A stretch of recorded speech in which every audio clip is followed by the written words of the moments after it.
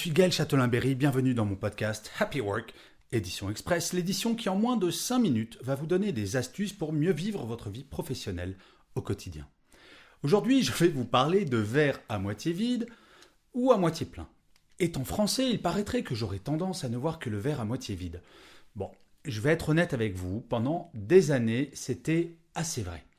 Quoi qu'il arrive dans ma vie, je voulais toujours plus. Si j'avais, par exemple, une promotion dans mon travail, j'étais content quelques jours et je commençais à psychoter et à me dire qu'en fait, j'avais eu la chance, que je ne méritais pas cette promotion et que de toute façon, cette promotion ne servait pas à grand-chose, qu'elle n'était pas si formidable que ça. Nous vivons dans une société où il n'est pas politiquement correct de dire qu'on est heureux, de dire que tout va bien. Oui, c'est vrai, plein de choses vont mal. La pandémie, bien sûr, la crise économique, les attentats, l'intolérance de certains, la crise climatique. Tellement de raisons objectives de déprimer et de se dire que son verre à moitié plein est une insulte au verre à moitié vide qu'est le monde en général. Le problème, c'est qu'à un moment, si nous voulons qu'un jour le verre soit entièrement plein, pas que le nôtre, celui des autres, de nos proches et du monde, il va bien falloir que quelqu'un le remplisse.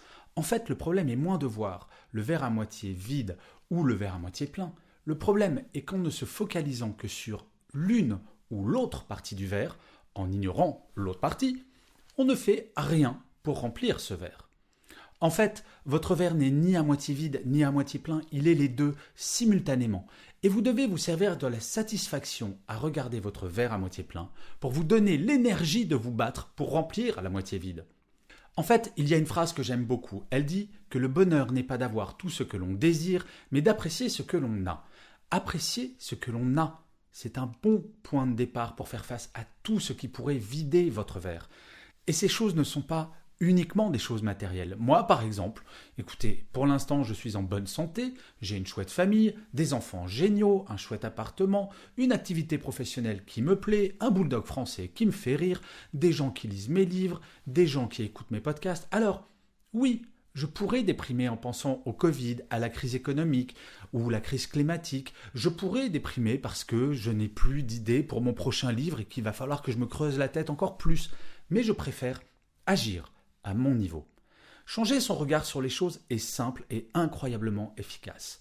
Je vais vous donner 2 exercices qui sont très simples et qui feront que vous changerez petit à petit votre façon de voir les choses. Le premier exercice, supprimez le mot « mais ». M-A-I-S, de votre vocabulaire. Ne dites plus jamais à quelqu'un « c'est bien ce que tu as fait, mais tu aurais pu faire mieux ». Et ça, ce n'est qu'un exemple. Ce mot « mais » vide immédiatement le verre que vous venez de remplir. C'est horrible en fait. Vous dites à la personne « tiens, je te remplis ton verre » et puis « tiens, finalement, je vais te dire « mais » histoire que tu le revides. Le deuxième exercice, ne dites plus jamais « c'est pas mauvais » ou « c'est pas mal » ou « c'est pas moche ». Soyez plus affirmatif de temps à autre et dites « c'est bon »,« c'est bien » ou « c'est beau ». Quand le verre est plein, il ne faut pas avoir peur de l'affirmer haut et fort. Plus nous nous focaliserons sur la partie pleine de notre verre, plus nous pourrons remplir le verre des autres et in fine le nôtre. Je le fais depuis des années et je vous affirme, cela fonctionne. Et je finirai comme d'habitude cet épisode de Happy Work par une citation. Pour celui-ci, j'ai choisi une phrase de Paulo Coelho qui disait « Quand on peut revenir en arrière, on ne doit se préoccuper que de la meilleure façon d'aller de l'avant. » Je vous remercie 1000 fois d'avoir écouté cet épisode de Happy Work ou de l'avoir regardé si vous êtes sur YouTube. Je vous dis rendez-vous au prochain et d'ici là, prenez soin de vous.